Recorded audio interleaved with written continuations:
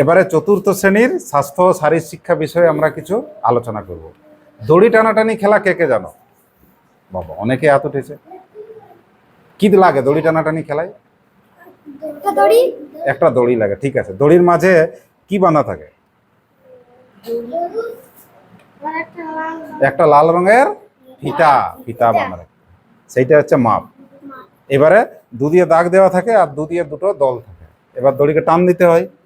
যে টান দিয়ে কি করবে, লাল ফিতাটাকে ওই এইখানে যে দাগ থাকবে তাকে টেনে এই পার করাতে হবে, তাহলে জিতে যাবে।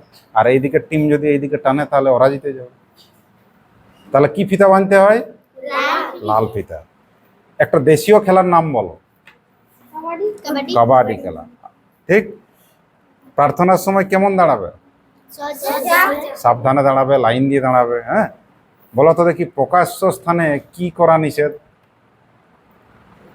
ধূমপান করা, যারা বিড়ি টিড়ি খায় এটা করা একদমই উচিত নয়। হ্যাঁ, বাল্য বিবাহ কি? বাল্য মানে কি? শিশু।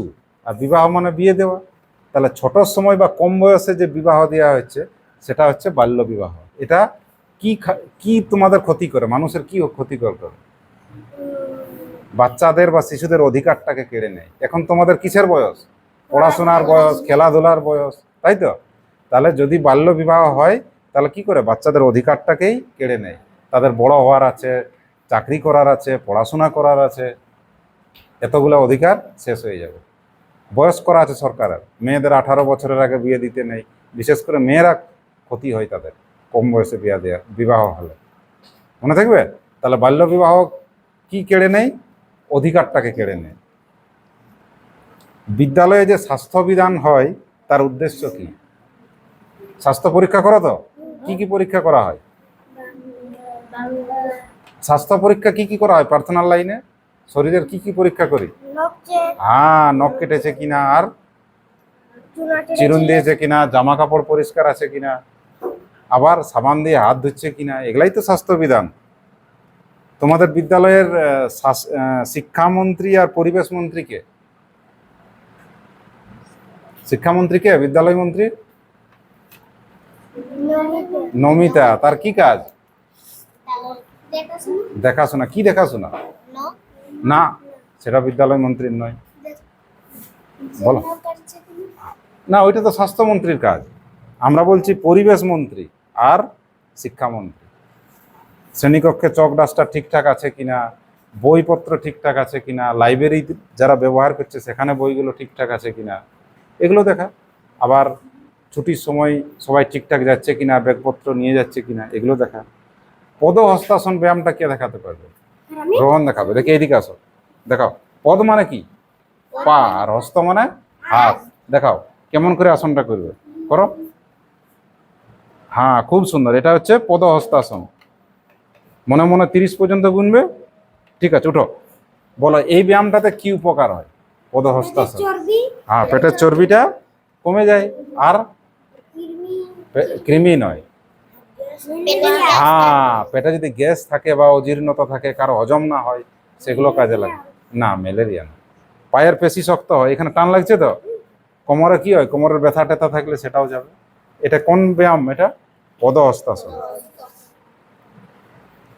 শিশু সংসদের প্রধান কে? কে হেড রে শিশু সংসদে? প্রধানমন্ত্রী, ঠিক। আচ্ছা, অর্ধ সলবাসন কেমন? এই যে দেখো, নিচে শুয়ে একটা পাকে এরকম তুলে দিতে হয় না? এই সলব মানে কি? তালব্যস্য লভ, সলব মানে পঙ্গপাল। পঙ্গপাল দেখিয়েছে না কেমন ডানাটা উঠা থাকে, সবুজ সে ঘাস ফড়িং এর মতো? তো সেই রকম পাটাকে তুলে দিয়েছে, দেখো। এইটা হচ্ছে সলবাসন। সলব মানে সংস্কৃতের মানে হচ্ছে পঙ্গপাল। এই ব্যায়ামটা অভ্যাস করতে পারো। অর্ধচন্দ্রাসন এটাও করবে। এই যে দেশীয় খেলা, এটা কি? কবাডি খেলা।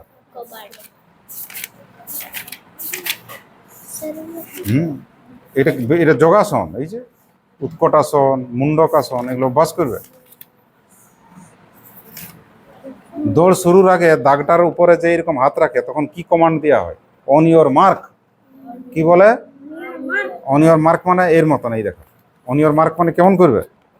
দাগের উপর এইভাবে উঠে দাঁড়াবে। তারপর সেট। সেট বলা মাত্রই শরীরটাকে একটু সোজা করবে, কোমরটাকে। আর গো মানে যাও, রান।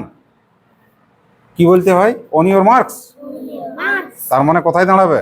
গিয়ে তোমার দাগে আঙুল দিয়ে দাঁড়াবে, এই যে এর মতো। সেট, সেট মানে রেডি হয়ে গেল একদম। গো, গো মালা মাত্র দৌড় শুরু। কি কি বলে? কে বলে? যে দৌড়ায় সে না রেফারি থাকে? সে বলে অন ইউর মার্কস, তার মানে গিয়ে তোর দাগটাতে দাঁড়াও। সেট, সেট মানে একটু উঠে রেডি। আর গো, গো মানে চলো রান শুরু। মনে থাকবে না? ঠিক আছে, পড়াশোনা করবে, হ্যাঁ, চলো।